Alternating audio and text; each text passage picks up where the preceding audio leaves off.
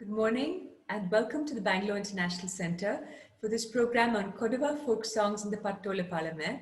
This event is in collaboration with the Glasshouse Festival by Art Mantra.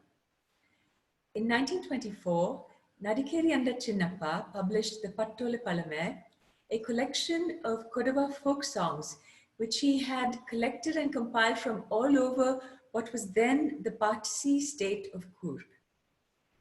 Nearly 80 years later, in 2003, his grandchildren, Boverianda Nanjamma and Chinnappa, did their English translation of the songs published by Rupa. Chinnappa is an engineer who studied at Gindi in Madras, did a master's at Northwestern University in the US, and then worked in India and also abroad in Sweden, Germany, and Canada in various positions, including directorship and consultancy. Nanjamma did master's degrees in statistics from Madras and the Indian Statistical Institute in Kolkata, was a fellow at Cambridge University, and did a doctorate from Bangalore University. She pursued her career in statistics in various capacities in Kolkata, Chennai, and Canada, and was a statistical consultant in national and international agencies. After retirement, they both dedicated themselves to the preservation of the language, architecture, and culture of the Kodavas. Their study of the Ainmanes, or ancestral homes of Kodagu, was published by Niyogi in 2014. I have the book here. This is it. They're currently working on a website with information and photographs of the nearly 800 Ainmanes covered in their fieldwork. They spoke at the Bangalore International Centre a few years ago when this book came out, and we are pleased to have them back this morning. They will start with some context for the Kodava language and the people who speak it in the district of Kodagu. They'll tell us about the Pattole Palame and its compiler, Nadikerianda Chinnappa, and discuss their work of translating the book into English, which is ongoing with a forthcoming bilingual second edition from Bangalore University, which they're currently working on. They're also going to present 4 folk songs from the book in the original Kodava language, and then they'll translate them into English for us. They're speaking to us from Mysore, where they kindly made the film for us at home under the present conditions of the lockdown. We will talk about folk songs in the Kodava language. The Kodava language is the native language of the district of Kodagu in the state of Karnataka in South India. It's a very ancient language. It's a Dravidian language. Let me tell you a little more about it. Kodagu is the smallest district in Karnataka in South India, in the state of Karnataka. It's a hilly district perched on the Western Ghats, which is the range of mountains along the western coast of India, along the Arabian Sea. It's a district which is well known for its scenic beauty, a district of rugged hills, of valleys rich with paddy fields, green with paddy fields, of lush coffee plantations on the hillsides, of streams, rivers, and of course a lot of wildlife because of the dense forests. The river Kaveri, which is considered as the mother goddess by the people of Kodagu, as well as people of the states through which the river flows in South India, that's Karnataka and Tamil Nadu. She's considered as a mother goddess, and that river takes birth in the hills of Kodagu. Kodagu is the native communities in Kodagu, and there are many early inhabitants. The culturally predominant community among them are the Kodavas. The word Kodavu was the old name for Kodagu. In fact, the British called it Coorg, but the original name for the districts was Kodavu, which became Kodagu after some time. So the Kodavas are the inhabitants, earliest inhabitants of Kodavas, amongst the earliest inhabitants. There is no clear history of the Kodavas that goes beyond about 400 or 500 years. Their origin is still a mystery. In fact, there are many theories as to where the Kodavas might have come from, because their culture is quite unique. Their customs and traditions are in fact quite distinctly different from that of the neighboring, of their neighbors, of the neighboring regions, and quite opposed almost to some of the dominant customs of the dominant Hindu religion of India. So they are a unique community and with a culture that is very practical, very pragmatic. The earliest mention of Kodagu is in the Sangam literature in Tamil, and that's about the 2nd century AD. There are also many ancient inscriptions that were written by the different dynasties that ruled over that region. As for the language that is spoken by the Kodavas, as well as about 20 other smaller communities in Kodagu, the name of the language, of course, is the Kodava language, and it has been proved by linguist experts, international experts like Professor M.B. Emno and others, to be an independent Dravidian language that broke away from the Proto-South Dravidian group of languages, and it's estimated that it might have broken away around 2000 years ago, that is 1000 BC. And the language is an oral language, it doesn't have a script of its own. The script that is used now to write the language is the Kannada script, which is the script of Karnataka, the state to which Kodagu now belongs. But the language is rich in folk literature, I would call it, folk songs, proverbs, riddles. There are folk plays and all kinds of sayings and so on in the old language. And there are texts that are recited during the various events such as a marriage or a death, which are in the Kodava language. The Kodavas are primarily ancestor worshippers and nature worshippers, and that comes out in their songs too. The songs are simple, beautiful, lyrical. There's a lot of play on the sounds in the words of the songs, and a lot of the metaphors and similes used are from nature. For example, we say in the songs, they gathered like trees in a forest. If there is a crowd, they say it's gathered like trees in a forest. So there are many such beautiful similes and metaphors in the language.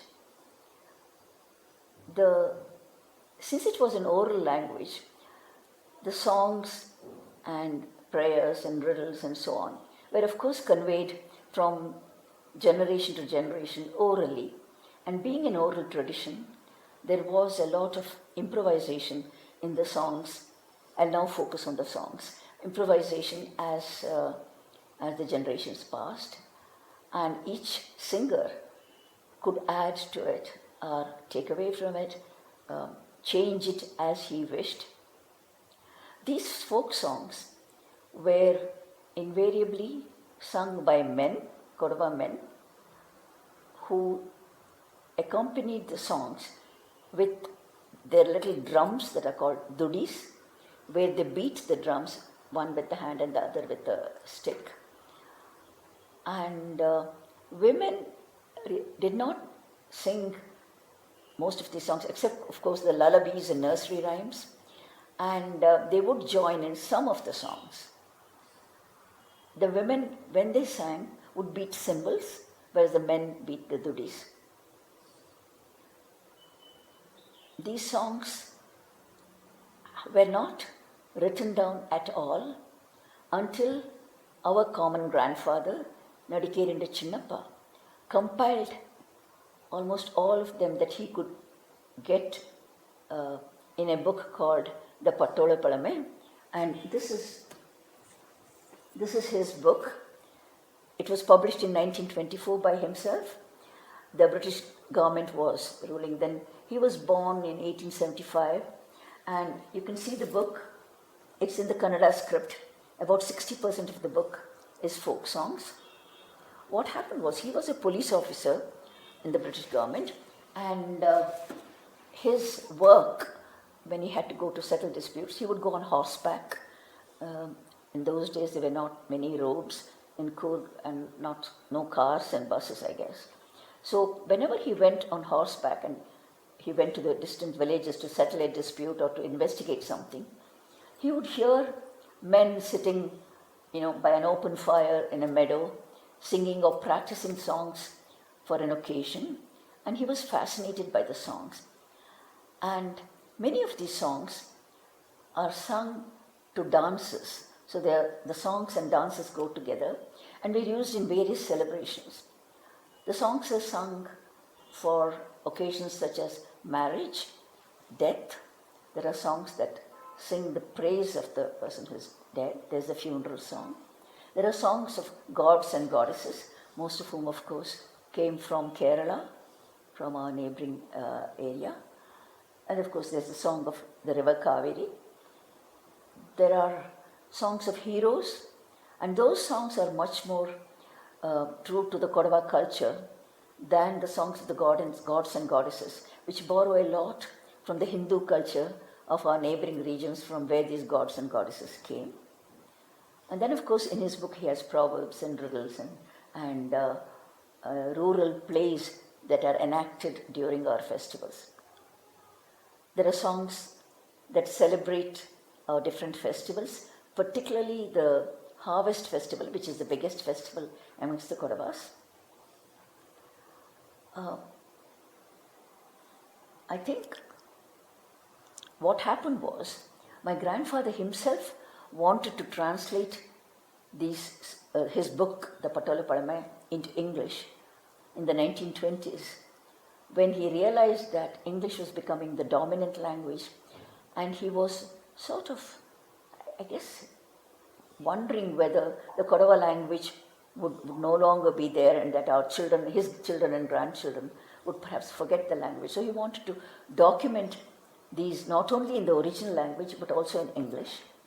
In fact, the Kodava language has been named as one of the 5 vulnerable languages by UNESCO, where they say that it's one of the 5 languages that are likely to be extinct unless there are efforts made to preserve them and to promote them and so on. So it was that thought that made him start translating the book. In fact, my father gave us the yellow ink pages of his early draft of, I think, 1.5 chapters or something of the book. Now, when we heard about it, that he had tried to translate, he died at the age of 56, soon after he retired from the police service, and could not fulfill his ambition, his dream to translate it. At that time, the two of us, being his grandchildren, my husband is Nadikerianda Chinnappa's daughter's son, and my father is Nadikerianda Chinnappa's son, so we are cousins.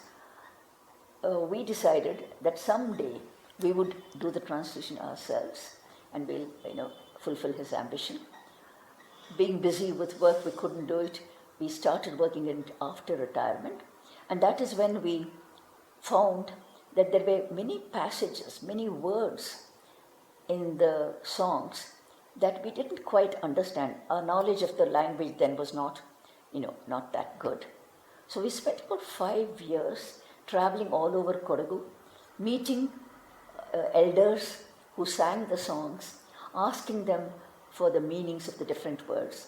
and particularly the meanings in those contexts, because of course the meaning changed depending on the context. And interestingly, many of them said, oh, we do not know the exact meaning of these words, we just sing them. So it took us a lot of effort to translate them into English, and we're very, very happy with what we've been able to do. The songs are, to us, now that it's part of our passion, in fact, are so beautiful because they're lyrical, they are very simple, as I said, with many images from rural life, from the customs of the Kodavas and so on. And when we translated it, we tried to keep the text as simple and as clear as the original. We did not embellish it in any way, and we tried to keep them fairly close to the original. It was not a literal translation that would have destroyed the English and made it very, very awkward. So we used a phrase, a line as a unit of translation. Sometimes it was a group of lines as a unit of translation. So this is our translation of the Pattole Palame. The English translation. The English translation, which was published in Delhi by Rupa and Co. in 2003. So the first edition, that was my first book, grandfather's original book, was published in 1924. It's now gone into 7 editions. This is our translation, which was published in 2003.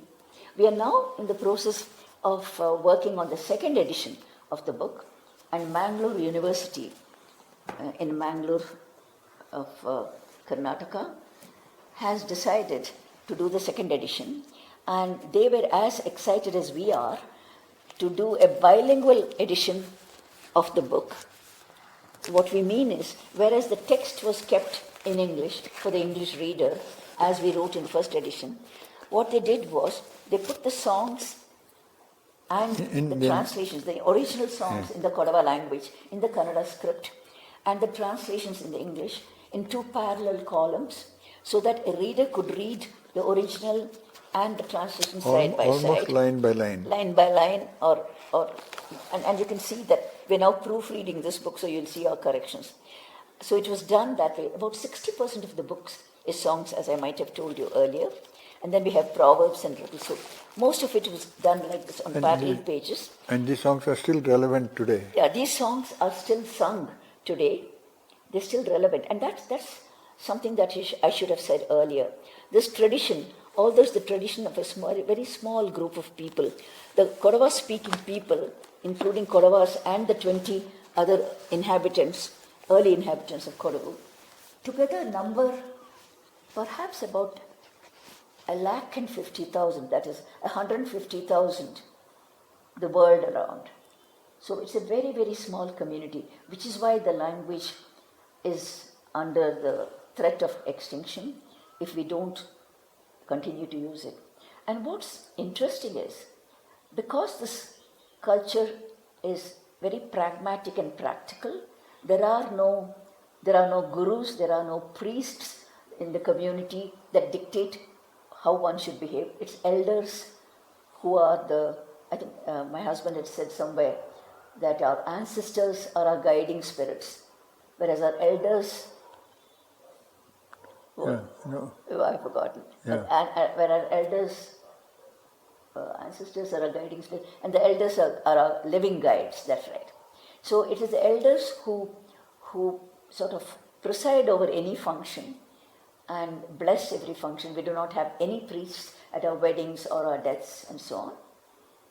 So these customs, because they are so simple and adaptable to the circumstances quite often, because there is no strict priest who is dictating what needs to be done, this has therefore perhaps continued and continues to be practiced even today. And we hope that these songs will live, so that our children and grandchildren will know the wealth of our traditions and our songs. Culture. Yeah. We will now read a few extracts from the original and the equivalent translation to give you a taste of the sound of the language. As I said earlier, these are songs that are meant to be heard and not read, whereas now we will read from our translation. It was our grandfather who put it, compiled it and wrote it down for the first time ever. And the University of Mysore called the Pattole Palame the very first documentation of a culture in India written by an Indian.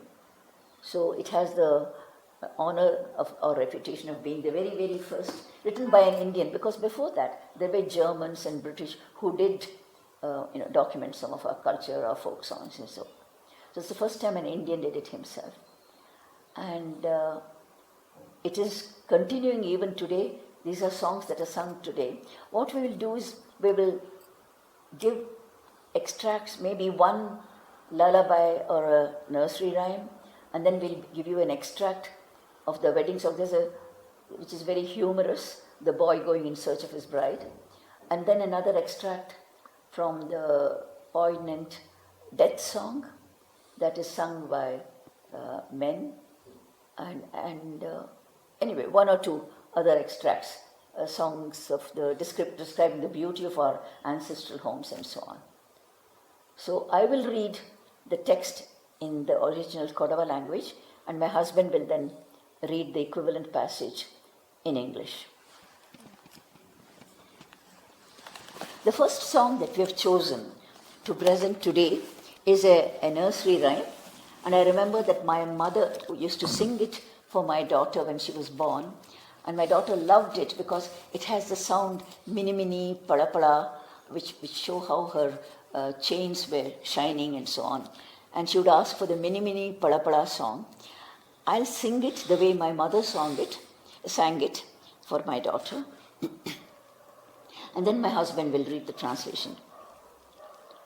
Batava batava bojak moodi kaathu malaiyil neldande baathu batava batava bojak moodi Kalil kasara mini mini kamba bolel addige palapala kamba batava batava bojak moodi kaathu malayil neldande baathu அப்பங்கு உள்ளோரு குப்பிக்கள்ளு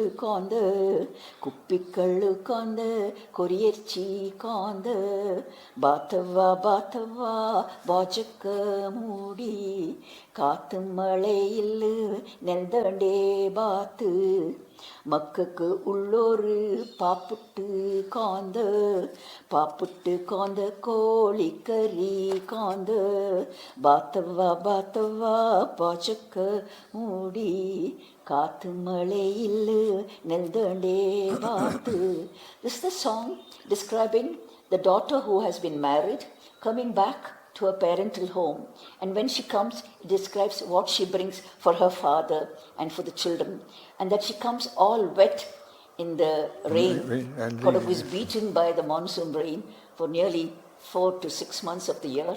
So it's a typical description of what a daughter would bring to her parental home. The beautiful girl has come, drenched in a rainstorm she has come, with anklets glittering on her feet and addige sparkling on her neck. The beautiful girl has come, drenched in a rainstorm she has come, with a bottle of liquor for her father, a bottle of liquor and some mutton. The beautiful girl has come, drenched in a rainstorm she has come, with paputtu for children and paputtu and chicken curry. The beautiful girl has come, drenched in a rainstorm she has come. So that's the first expert that we're reading. The second one that we've chosen today is from the wedding song. The song describes the search of a boy for a bride. Of course, in those days and even today, it was the boy himself who chose his bride. You might have heard about arranged marriages in India, where the parents and relatives chose somebody. In the early days, it was not so. The boy had to go in search of a bride himself. So this is a sort of a humorous part of the song where he goes in search of the bride. I think I'll sing a small portion and then you translate just that. Let's see how it goes. I won't sing this because the song is sung only by men beating dudis, and it's got a sort of, to me, a monotonous tone, but it has its own beauty. I'll just read it aloud. Kembakki kirikottu baana sutti bandole chila nalla ayyana kodumale kortara pondedi nadandatu. Like a hawk eagle circling in the sky, good-natured Ayyana went in search of a wife all around Kodagu.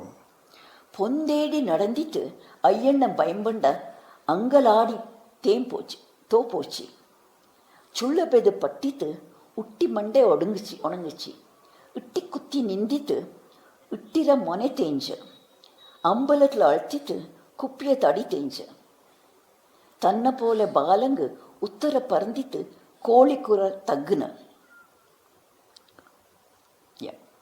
The souls, walking in search of a wife, the soles of Hero Ayyana's feet were worn out.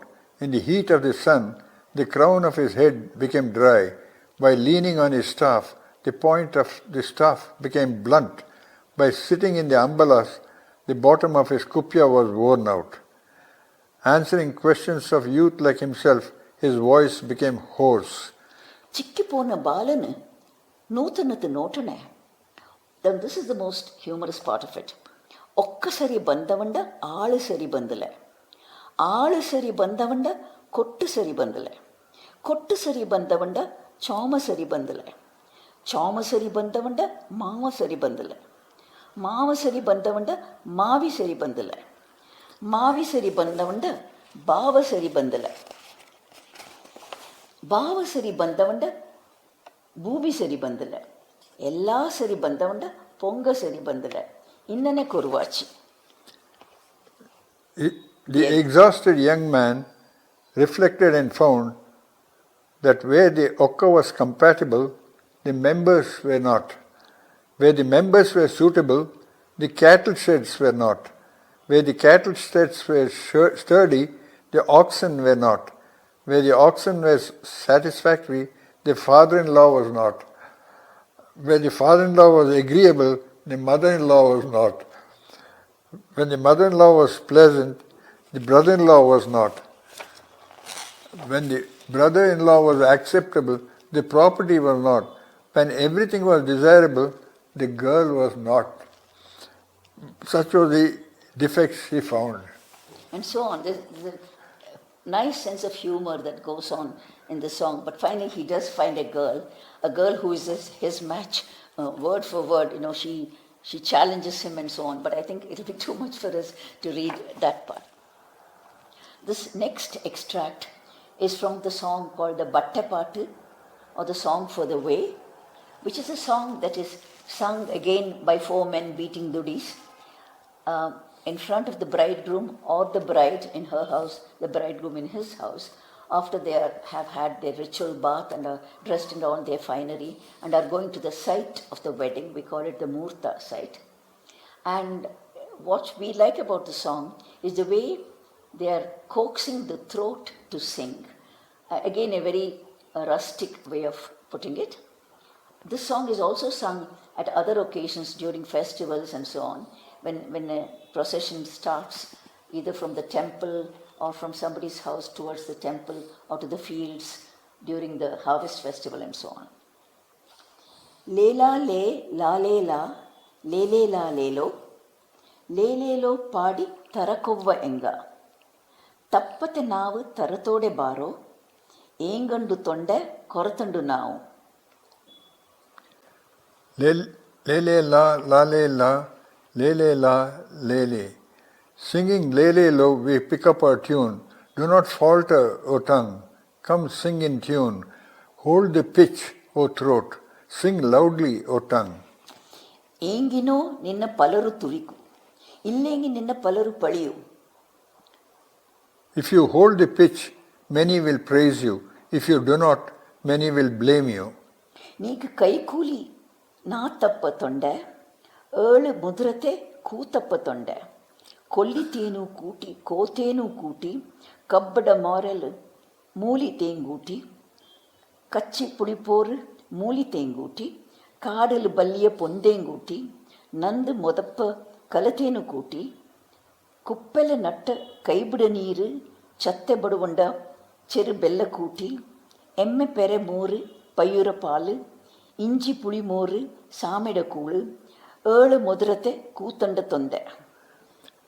I shall pay you wages for your labor, O throat, with rice sweetened in 7 different ways, with honey by the brook and honey on the stick, with honey in the hollow knot of the kabba tree, the bitter and tart honey collected by tiny stingless bees, with honey from the giant rock bees in the forest, with the sweetest honey collected in pots, with juice of sugarcane grown in the dung pit, with small jaggery cubes sold in the fair by Baduvas, with creamy curds from the buffalo and milk from the cow, sour buttermilk with ginger and same rice.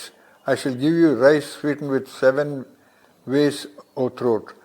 After the ಬಾಯಿ yeah. ಕೆಲೆಬೋಗ ತಪ್ಪಿ ಉದ್ದ ತೊಡಿಯತ್ತು ಉದ್ದಿಯ ಮಾವುಲು ಕ್ಯಾರೆ ಕೊಡಿ ತಿಂಜ ನಾವು ತರಿಪ ಕುಂಬಲೆಲ್ಲ ತಿಂಬ ಕೈಪ ಪುಳಿಪ. After the meal, I will give you the beetle leaves. There is a tall mango tree in the long garden, and climbing up the tree is a coarse beetle vine, whose pungent leaves benumb the tongue. Leaves from the dying vine are bitter and sour. ಕಟ್ಟೊಳೆ ಕಂಡಿಲು ಪೂಳೆ ಮುರುಕಲು ಸಣ್ಣ ಕೊಡಿಯಲ್ಲಿ ಕೊಡಿಯಲ್ಲೇ ತಪ್ಪಿ ಮಾಣಿ ಮಲೆನಾಡು ಕಲ್ಲಕೆರಡೇರಿ ನೀಲ ಕವುಂಗು ನೀ ಬೂಕಿ ಚಾಕ್ನ ನೀಲ ಕವುಂಗು ಮುರುವ ನಡಕೆ ಕೊಲೆಯೋಡೆ ತಪ್ಪಿ. Near the entrance to the courtyard is a murku tree. Climbing that tree is a tender beetle vine. From the vine I will give you tender beetle leaves. In Manika Malenad is a stone-paved tank. On the bund of the tank is a blue-tinged palm, an arecanut palm that was watered and cared for. On the arecanut palm are clusters of nuts. I'll give you a whole bunch of those nuts.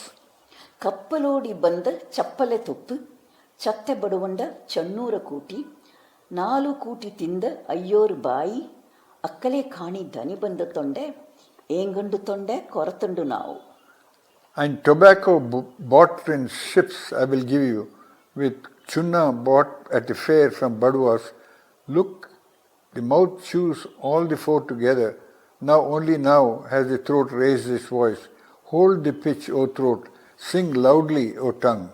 So this is a way of bribing the tongue and the throat so that they sing loudly and clearly. So this is a kind of introduction to some of the songs which we find quite fascinating. As I said earlier, we have songs for every life event almost, besides songs of gods and goddesses, songs during festivals and heroes and so on. This next extract is from the funeral song, the Chav Paatu as we call it. When a person has died in the house, then the body is bathed and dressed and laid out in the hall on the ground, and the mourners of course sit around the body, and a watch is kept all through the night. And during the night watch, men sing this song along with women, but for this song there are no dudis and there are no cymbals. The women do not beat cymbals, the men do not beat the dudis. It's sung in a mournful tune, and we found when we travelled all over Kodagu that people refused to sing this song for us because it was only sung during a death, so it was considered to be unlucky or inauspicious if they sang it on any other occasion. They would happily sing any of the other songs. For this song, we would actually have to go to a place where there was a funeral and listen to them singing. Similarly, there's another beautiful song which is called the Polichi Paatu, that song in praise, and that's during the wake, when they sing in praise of the person who died. Now, in this song, the person who's died is addressed as Ajaya if he is an old man. Ajaya means grandfather. Or Tayava if it's an old woman. Tayava means grandmother. Sometimes if the singers are older and it's a younger person who's passed away, then they sing using the person's name and so on. The song that our grandfather has transcribed, written down here, is in the name of Ajaya, a grandfather. So I will recite the song. I don't know how to sing it. As I said, we've hardly ever heard this song. And I'll sing it, but it's a very poignant song, and it sort of talks of the anguish and the anger at death that has happened. It's a very long song. We'll just sing the first part of it. Baddiro Ajaya, Ajaya means grandfather. Baddiro Ajaya Ninga, Bavakala Baddiro Ajaya. Bavaka Kudichiro Ajaya, Bavaka Madichiro Ajaya. Chavaka Madichiro Ajaya. Bavakodi Ettile Ajaya, Chavakodi Ittucho Ajaya. Kala poi bappodo Ajaya, Kalatoda Batalo Ajaya. Narayana Davando Ajaya, Uttapadi Tengucho Ajaya, Malapadi Uttule Ajaya. You lived, Ajaya, you lived out your time, Ajaya. You longed to live longer, you recoiled from death. Your desire to live was not fulfilled. Cruel death caught up with you. What should have come later has come prematurely. The allotted measure of rice granted by God Narayana is over. He did not add to it, Ajaya. Narayana Devando Ajaya, Erlutore Pommale Ajaya, Male Chure Buddhole Ajaya, Ninga Chure Buddhiro Ajaya. Just as God Narayana's 7 strings of gold beads, Ajaya, snapped and scattered, so too have you snapped. Narayana Devando Ajaya, Notula Kannadi Ajaya, Kaitappi Nela Tandu Ajaya, Buddha Odandole, Ninga Ponole Ajaya. Ninga Odandu Poiru Ajaya. Just as God Narayana's looking glass slipped from his hands, Ajaya, and shattered to pieces, so too are you shattered, Ajaya. Narayana Devando Ajaya, Pulluvula Punjundu Ajaya, Pada Tundi Ponole Ajaya, Ninga Tundi Poiru Ajaya.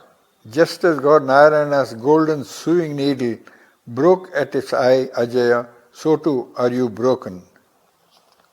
Narayana Devando Ajaya, Tittumale Pojjado Ajaya, Nan Arinji Kondule Ajaya, Nan Arinji Kondino Ajaya, Nee Buki Kaditippu Ajaya. The God Narayana's Ajaya, fire rained on you. I did not know. Had I known, I would have quenched it with water. That God Narayana's Narayana Devando Ajaya, Kalla Pade Bandado Ajaya, Nan Arinji Kondule Ajaya. Nan Arinji Kondino Ajaya, Ketti Churettipu Ajaya. That God Narayana's Ajaya, stealthy army had arrived. I did not know, Ajaya. Had I known, I would have hacked them to pieces, Ajaya. Yeah, and so there are some very, very touching pieces in the song. There's another piece that I'll read. Bangadu Banatule Ajaya, Pangoli Palumaro Ajaya, Katti Matti Kudate Ajaya, Berode Purinjato Ajaya, Adupole Ningalo Ajaya, Kal Alit Poiro Ajaya. In the dense forest, the huge banyan tree, untouched by knife or axe, fell root and branch, Ajaya. Likewise, you too are uprooted, Ajaya. Anyway, these are certain specimens or pieces of the songs. There are many, many more beautiful bits of the songs, and songs that are fun and songs that are bold and so on. But I think that hopefully gives the listeners an idea of the sound of our language and the beauty of our folk songs. Before we conclude, we thought we will show you a picture of our grandfather. He's wearing the traditional dress, which we call the kupya or kupsa. And you can see the influence of the British. He's wearing a tie too under the kupya or kupsa on his shirt. In the olden days, the kupya is like a kaftan, was worn without any pants, and like the Scottish, the joke is what is he wearing under it. But I think I would also like to show a picture of our grandfather's family.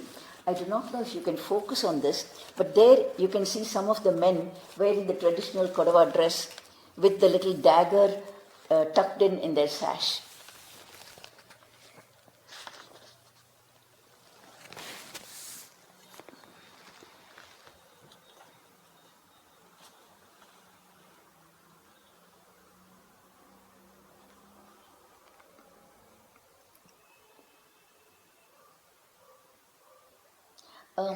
I would like to point out to you, that is our grandfather with his brothers, with his mother, that's my great-grandmother, So straight. and his wife, Show him. and his children. So I'm sure the picture is not perhaps very clear, but that's my father, and that's my husband's mother. Both of them were not married at the time, and there are other children and grandchildren there. So it's a picture of my great-grandmother with her sons and their children. In conclusion, I would like to say, as I said before, this is a precious heritage that we have inherited, albeit orally, from our ancestors who sang these songs. The authors of these songs are anonymous. There are no names anywhere.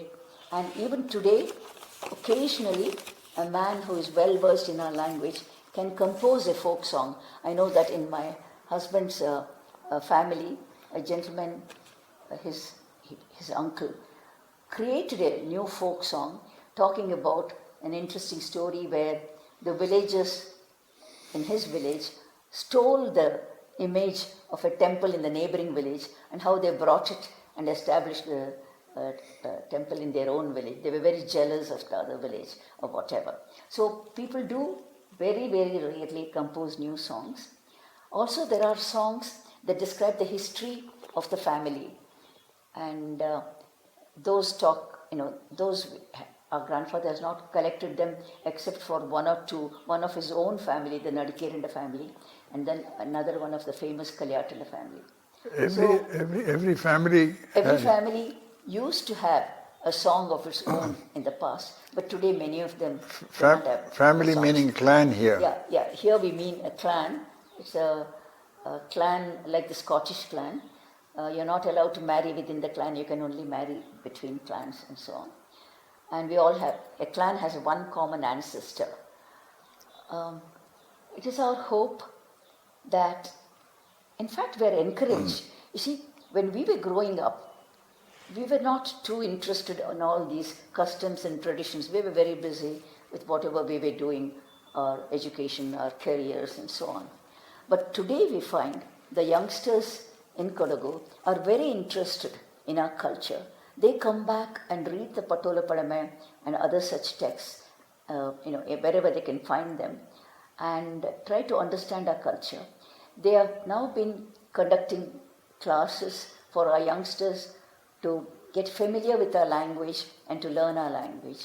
There are summer camps now where they take our young children back to Coorg, children in the cities, and get them familiar with things like collecting mushrooms and bamboo shoots in our forests, and native medicines and so on, singing songs in an open village meadow, dancing. Our dances are being taught to our youngsters, boys and the girls and so on. So we are very encouraged that this rich cultural heritage of ours, although it's of a very, very tiny community, will continue and will add to and preserve the diversity of languages and cultures in India, which is one of the strengths of India. Thank you. Thank you.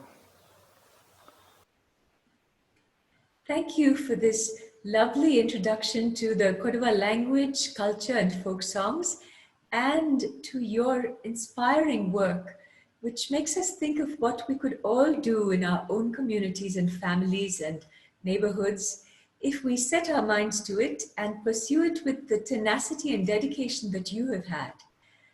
We'd also like to thank Yes Nair, your neighbor who helped to make the film. And we wish you the best in your work and look forward to your second edition of the Pattole Palame. Thank you.